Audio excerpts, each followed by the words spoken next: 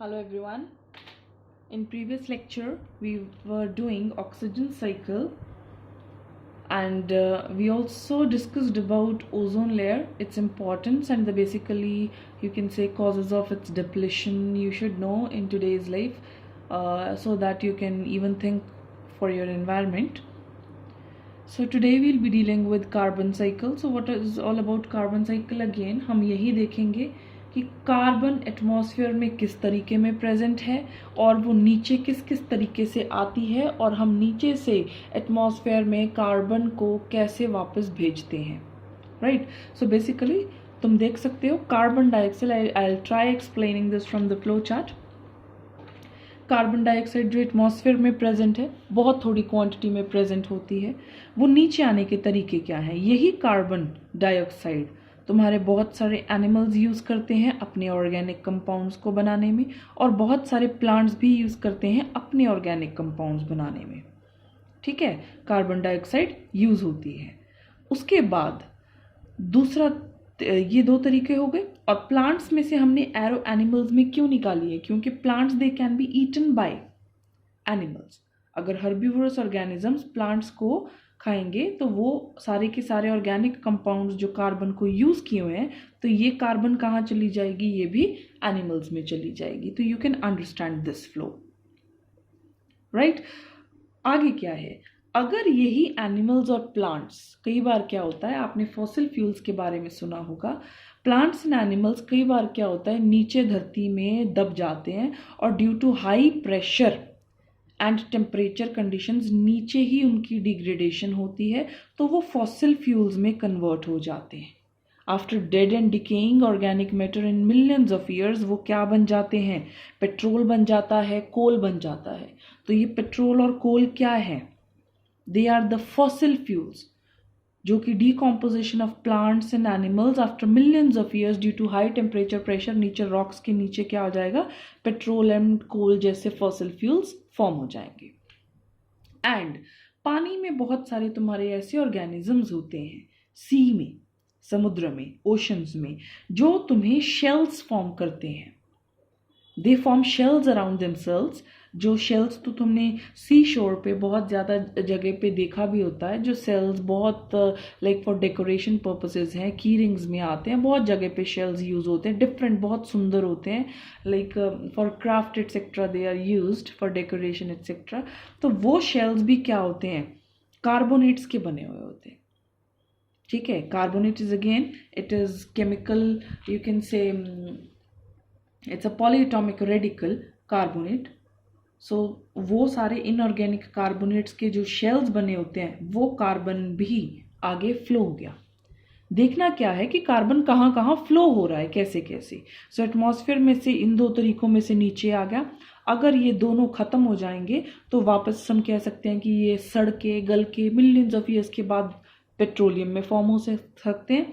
And कुछ animals जो हैं जो कि शेल्स भी बनाते हैं समुद्र एक्सेट्रा में, तो कार्बन यहाँ भी फ्लो हो जाएगा. एंड एक तरीका है कि पानी में जो कार्बोनेट्स हैं वो उनका डेपोजिशन होता रहता है नीचे, and which turns into limestone. Limestone क्या होता है? एक तरीके का पत्थर होता है. तो वो कार्बन की डेपोजिशन से लाइमस्टोन कैल्शियम कार्बोनेट को भी बोला जाता है. लाइमस्टोन का फॉर्मूला बेसिकली कैल्शियम कार्बोनेट भी आप बहुत जगह पे देखोगे. Calcium carbonate is CaCO3. Calcium carbonate, again ये कार्बोनेट है, आप दे सकते हैं ये कार्बोनेट्स इन वाटर. कार्बोनेट अगर वाटर में होगा तो इसमें कौन है? यहाँ पर C क्या है? तुम्हारा कार्बन. तो ये भी फ्लो किस चीज का था? Carbon. This C is not carbon, this is together calcium. ये कैल्शियम के लिए है, ये कार्बोनेट का C है. तो ये भी क्या था? Flow of carbon, right. तो ये सारे फ्लो थे तुम्हारे कार्बन कैसे एटमॉस्फेयर से नीचे आ सकती है.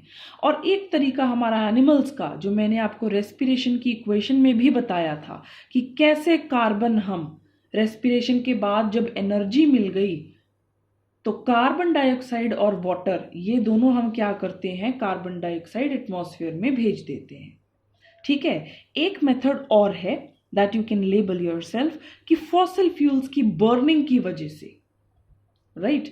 Just give me a minute, you can pause the video here.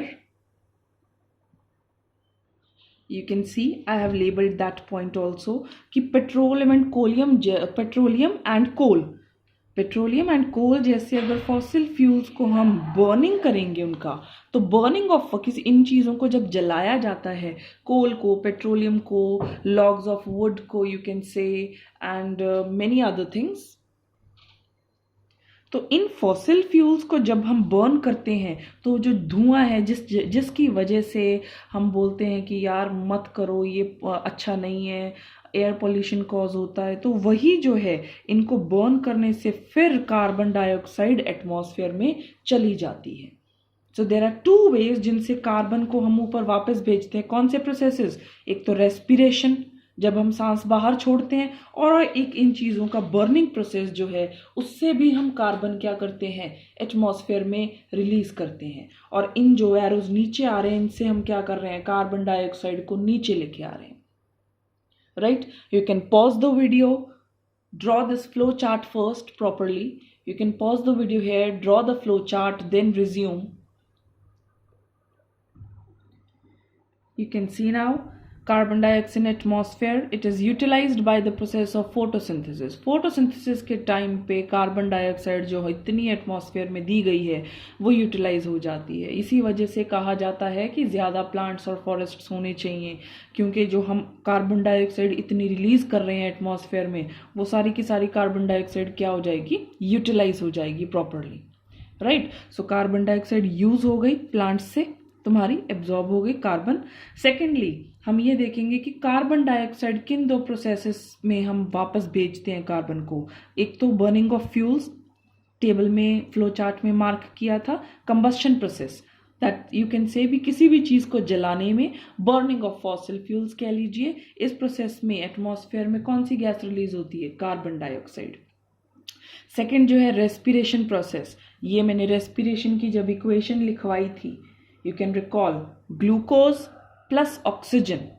Glucose plus oxygen will give you carbon dioxide, water and energy. तो उससे भी हम रेस्पिरेशन में भी जब सांस बाहर छोड़ते हैं तो हम कौन सी गैस बाहर छोड़ते हैं, कार्बन डाइऑक्साइड। ठीक है, अब क्या होता है, ये गैस जो है ये हर जगह हमें इतनी भी ज़्यादा ज़रूरत नहीं है प्लांट्स को। अगर उनके यूज़ करने के बाद, अगर फोटोसिंथेसिस यूज करने के बाद भी कार्बन डाइऑक्साइड बहुत है तुम्हारी एटमॉस्फेयर में, तो उसका हार्मफुल इफेक्ट है। कैसे?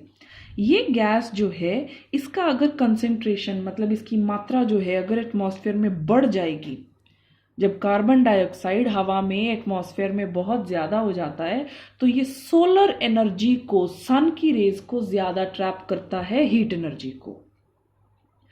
एनर्जी को बहुत ज़्यादा ट्रैप करता है, जिसकी वजह से, इस ट्रैपिंग की वजह से जो है टेम्परेचर राइज हो जाता है तुम्हारा। धरती का, अर्थ का एवरेज टेम्परेचर जो राइज हुआ है, that is basically due to the increase in concentration of carbon dioxide. ठीक है, तो ग्रीन हाउस इफेक्ट क्या है, सोलर एनर्जी को ट्रैप करना ड्यू टू कार्बन डाइऑक्साइड। इस फिनोमिनन को क्या बोलते हैं हम, green house effect. Increase in concentration of CO2 in the atmosphere, it will lead to trapping of solar radiation. This is called greenhouse effect. This is called greenhouse effect. And greenhouse effect की वजह से क्या असर आएगा, global warming. Green house की effect से क्या असर आएगा धरती पर, हमारी धरती को क्या देखना पड़ रहा है, हमें ग्लोबल वार्मिंग की कंडीशन जो जनरली डिस्कस होती है एनवायरमेंटल इश्यूज में, तो ग्लोबल वार्मिंग की जो कंडीशन है वो ग्रीन हाउस की इफेक्ट की वजह से आई है। तो ग्लोबल वार्मिंग होता क्या है, ग्लोबल का मतलब दुनिया भर का, ग्लोब का, वार्मिंग मतलब गर्म हो जाना। ठीक है, तो है क्या, leads to average increase of average temperature of Earth. पहले धरती का तापमान इतना नहीं होता था, एवरेज उसका जो था उसमें क्या हो गया, तुम्हारा इंक्रीज हो गया। You can say rise in average temperature of atmosphere on Earth due to, किन की वजह से, due to presence of various green house gases. जो हम डिफरेंट तरीकों से ये इतनी गैसेस को रिलीज कर रहे हैं एटमॉस्फेयर में, ये एटमॉस्फेयर में जाके वहाँ का तापमान बढ़ा रही हैं, टेम्परेचर इंक्रीज कर रही हैं, जिसकी वजह से गर्मी बढ़ रही है। राइट, तो खाली कार्बन डाइऑक्साइड एक ग्रीन हाउस गैस नहीं है, और भी बहुत सारी गैसेज हैं. You can see here carbon dioxide, monoxide, CH4, it is methane, right. CFCs, इसका जिक्र हमने पहले भी किया था ओजोन के टाइम पे. क्लोरोफ्लोरोकार्बन एंड HFCs, इनका भी हमने जिक्र ओजोन के टाइम पे किया था. तो इन गैसेस में एक गैस कौन सी है? Carbon dioxide. इस वजह से इस इफेक्ट को यहाँ पर बताया गया है, ग्रीन हाउस इफेक्ट को, क्योंकि इसमें, इस गैस में है कौन? Carbon, right. तो इस वजह से इनको यहाँ पर डिस्कस किया जाता है, इन इफेक्ट्स को. तो अगर हम कार्बन डाइऑक्साइड की मात्रा कम रखेंगे एटमॉस्फेयर में तो डेफिनेटली गर्मी ज़्यादा नहीं होगी, क्योंकि सोलर रेडिएशन कम ट्रैप करेंगे. ठीक है. तो इसी वजह से बर्निंग प्रोसेसेस को, फॉसिल फ्यूल्स को कम करने का बोला जाता है. और ऑटोमोबाइल्स भी क्या है, ऑटोमोबाइल्स में भी तुम्हारे पेट्रोलियम जैसे फॉसिल फ्यूल्स जो हैं वो यूज़ होते हैं. अभी ऑटोमोबाइल्स कम चलेंगे तो कम कार्बन डाइऑक्साइड और जैसे पॉल्यूशन जो है हमें रिलीफ मिलेगा इन पॉल्यूशन के कारणों से. ठीक है. रेस्पिरेशन जो है ये तो बेसिक ही है. ठीक है. जितनी ज़्यादा पॉपुलेशन है, ठीक है, उतना ज़्यादा रेस्पिरेशन होगा तो कार्बन डाइऑक्साइड ज़्यादा होगी. ठीक है. In some of the foreign countries you can see उनका एरिया बहुत ज़्यादा है बट वहाँ की पॉपुलेशन बहुत कम है. उनकी पॉपुलेशन कम होने का उनको फ़ायदा क्या है? कम ऑटोमोबाइल्स हैं, कम उनका क्या होगा, कंबस्शन प्रोसेसेस होंगे तो कम कार्बन डाइऑक्साइड रिलीज होगी. कम बंदे हैं तो कम ही रेस्पिरेशन चलेगा उनका सिस्टम. ठीक है. तो कम बंदों को ही कार्बन डाइऑक्साइड रिलीज करनी है रेस्पिरेशन के दौरान. तो ये सारे जो तरीके थे ये क्या हो गए, इन्होंने कम कार्बन डाइऑक्साइड वहाँ रिलीज करनी है. अगर कम रिलीज होगी तो वहाँ पे डेफिनेटली वहाँ का टेम्परेचर इतना राइज नहीं करेगा, क्योंकि वो सोलर रेडिएशन को ट्रैप ही कम करेगा.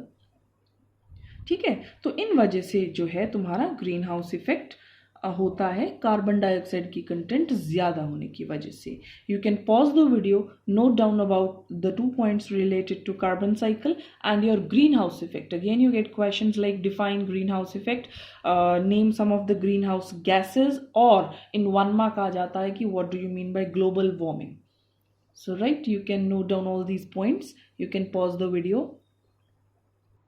So with carbon cycle, today your chapter is complete. We have done oxygen cycle, water cycle, nitrogen cycle and carbon cycle, right? You can draw all the flow charts again yourself.